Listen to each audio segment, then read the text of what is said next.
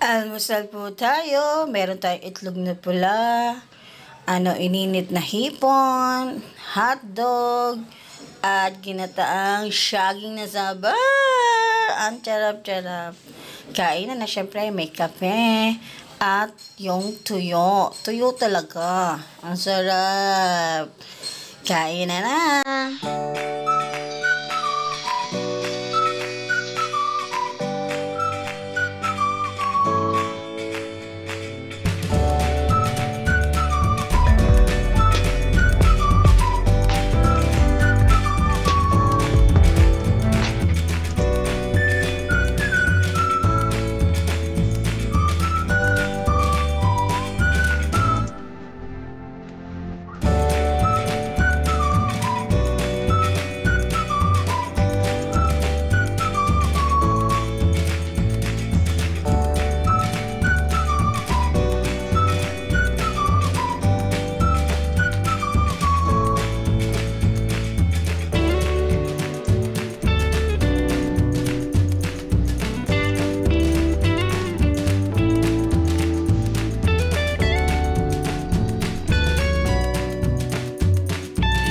Minutes later. And so, yung nilagay nating halaman dito ay nalulungkot, kaya pinaltan ko na lang sila ng original naman talaga ay nasa loob ng terrace natin.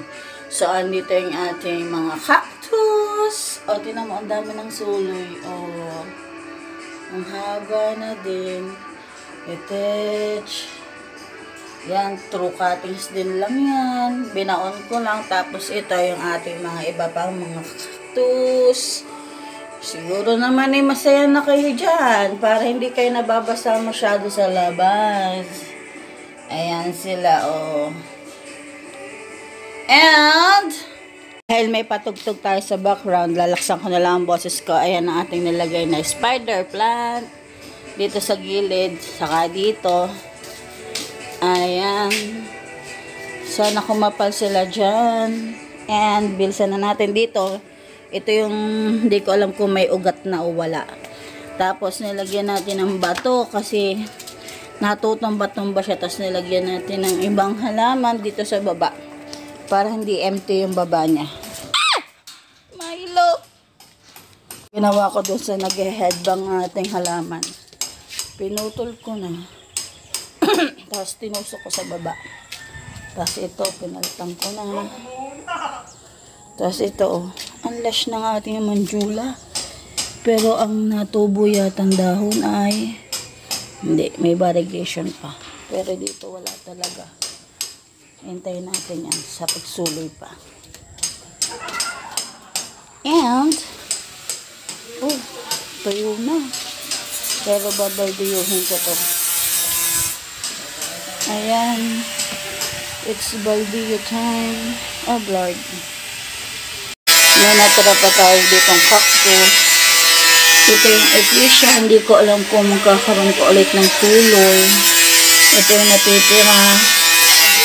Cactus. Ayan yung matataas. Ayan. Babaldiyuhin ko muna to. Nabalduyo ko na yan kaya may spot na puti. Pero yung ilalim, bulinisin natin. And, mamaya na ulit. Pinagpalit ko sila ng pesto. Kasi, hindi ko alam ang partihan ng San Francisco ito. Kasi original na nakalagay ito, binalik ko. Sinama ko lang ito. Para back to back silang San Siberia. And ito yung ating panglinis para maayos ko na yan. Let's go na.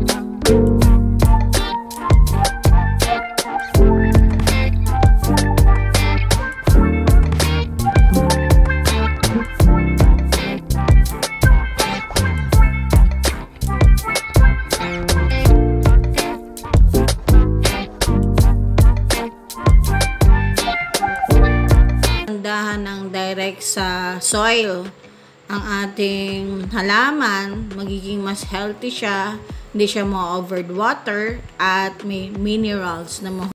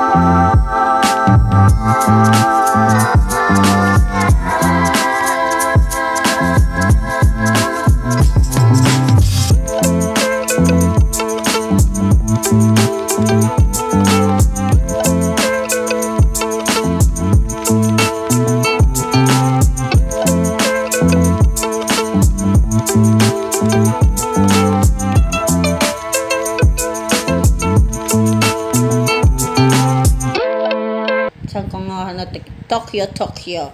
Yun, doon ko natikman. Tapos, nagtry tayo dito. Okay naman yung lasa. Kaya lang, ang napasin ko ay malamig siya. Kaya yung kanin niya, frozen, matigas. Pero okay naman yung lasa. Pero, hindi ko masyadong nagustuhan kasi nga, na-expect ko talaga mainit. Yun lang. Sobrang gutom ko pa naman that time. Tapos yun, ang makakain ko. Matitikman ko. Pero, syempre, iba't iba naman yung interpretation. Basta ako, may honest review ako dyan sa dyan nakain kong yan. Pero, okay lang, napapagtyagaan pag gutom na gutom talaga. And, so, hindi ko siya naubos. And, patitikim natin kay Rapa Boy, baka gusto niya din na matikman din. And, yun nga, susunduin ko siya ngayon sa school kasi it's time na ng paglabas niya. Kaya, iintayin ko na lang siya sa labas ng kanyang school. And, mamaya na ulit. Bye-bye! Many minutes later. Kanina pa kita iniintay eh. Nakain ko naman. Sa, aray, kimchi, buksan mo.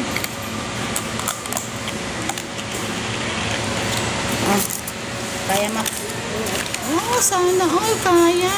Ako hindi. Daw marunong. Ba't hatian mo ako dyan? Ito, hindi ka nakakain ka na. Hindi pa ako nakakain na niya. Are! Wow, sosyal. Doon sa may ano.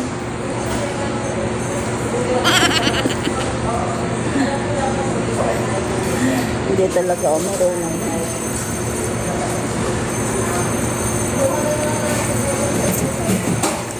Naiipit ko lang.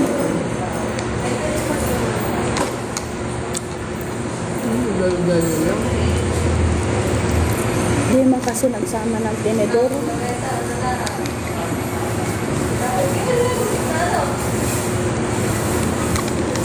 Ano? Pati kayo. Ito?